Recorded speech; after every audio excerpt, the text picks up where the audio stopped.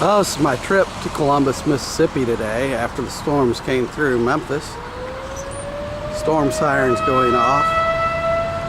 Pretty sure it's over these clouds right here. Stopped to get something to eat.